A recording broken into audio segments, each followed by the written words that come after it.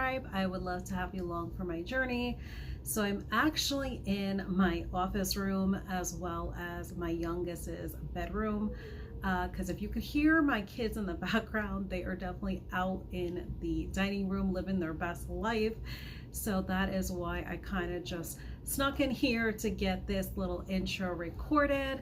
But I ventured into something that I've always been hesitant to do, which was meal prepping. I have just really enjoyed cooking all of my meats on this carnivore journey, fresh, same day, if not the same day, possibly like 1 to 2 days prior. So I want to kind of come out of my comfort zone. That is what being on a better health journey is all about, is coming out of those comfort zones, trying new things. So I was definitely all for experimenting, trying out how the meal prepping will go for me. I did stick to pretty much simple kind of meal prep ideas. That way, kind of going into this, I did not overwhelm myself. So it was really simple, very easy. That's why you're going to see the thumbnail title on this, Embracing the Simplicity, because that is absolutely what I went in with, and it worked out perfectly. I am super happy with the meal prepping I did. And speaking with this intro being 2 days later from when I did my meal prep, it's worked wonderfully for these past 2 days, having all these foods prepped, because the reheating takes anywhere from 3 to 4 minutes. It has been wonderful and such a great time saver. And to have things prepared already ready to eat, or just heat up and only wait 3 to 4 minutes, it will definitely help keep someone on plan. You are not going to be grabbing at any of the other items that are in your house, because you're not going to have to worry about, oh no, I got to commit 20, 30 plus minutes to fix myself a meal. I have no excuses, because if I heat whatever I prepped in 3 to 4 minutes, I will get my comfort in the form of food. So I hope you all enjoy this. Let me know in the comments if you want to see any other meal preps to come. And if you have any ideas of anything you would like to see included meat-wise in my future meal preps, definitely let me know as well, and I will see if I can get it prepped. I cannot do anything that is pig, as myself as well as our kids are allergic to piggy. I know, very unfortunate, but I just deal with it and roll with it. I've been like this since birth, so it is definitely one of those things I basically never partaked, so I don't exactly know what I'm missing, kind of thing. All right, my friends, well, enjoy. I appreciate you all as always for watching and supporting. And I will go ahead and I'll see you on the next one, and enjoy the meal prep that will follow. Take care, my friends. All right, my friends, the first thing that I have meal prep that I'm going to show you all on 2 sheet pans. As you can see here, I have these aluminum pans. I have them filled up with some oxtails each. I had gotten these oxtails over the weekend. Winn-Dixie, if you are looking for oxtails that are pretty much affordable, because a lot of places have them for $11.99 a pound and up at times. They were $6.99 a pound, so I always try to stock up and get my oxtail fix when they have that sale going. But I wash them because culturally that's just the way I was raised. We wash them with some salt to just wash away some impurities, and I simply just fill them up in this aluminum pans. It does not hinder or irritate me, so I incorporate, along with salt, some garlic powder. That is all I use, is just the salt and garlic powder, and simply just give them a nice good toss. Add a little bit of water to each. To fill it up, I would say a little bit less than half the bits, because this is very fatty meat and it's going to definitely render down its own broth. So just a little bit of water for each is all that's needed. I'm going to go ahead and cover them with some aluminum foil. I have my oven set to 300 degrees Fahrenheit, and this generally goes anywhere from 3 to 4 hours. If you do want to do a longer bake, definitely go in at 200 degrees Fahrenheit if you need to have the time, like say for instance you're going to be at work or something like that. If you work at from home, you definitely would have that advantage of slow baking and do it for like 5 to 6 hours. That's generally what I do. But these, I'm going to go in with the higher temp. That way I can get it done in about half the time.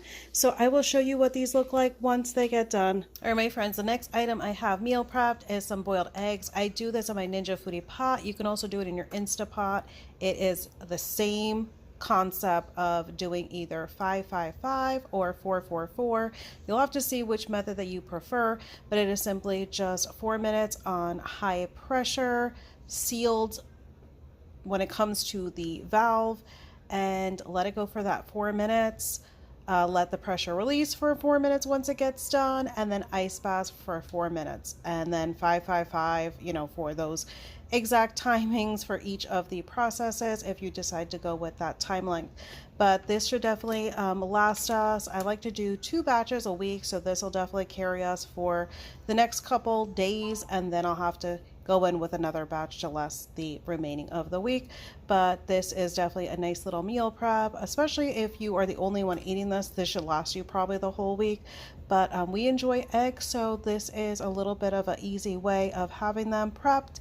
That way they are just ready to go, and it definitely makes it a lot more affordable than those ready boiled eggs that's available at the store. So definitely try that method out if you have not already, if you do have a Ninja Foodie pot or an Instapot.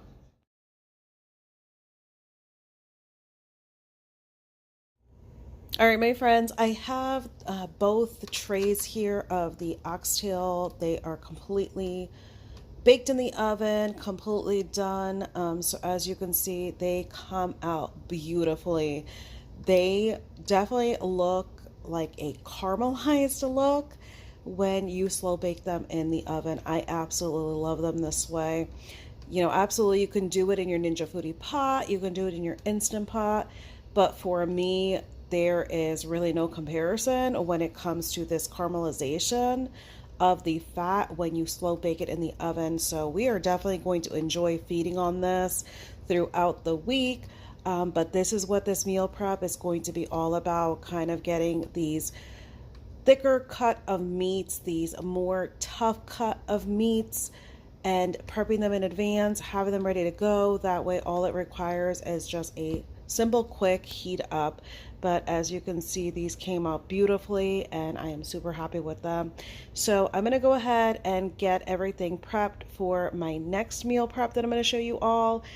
So stay tuned for that next. All right, my friends, I'm getting the last bit of the meal prepping done. So what I have on 2 sheet pans here on some parchment paper is boneless, skinless chicken thighs that I purchased from Costco.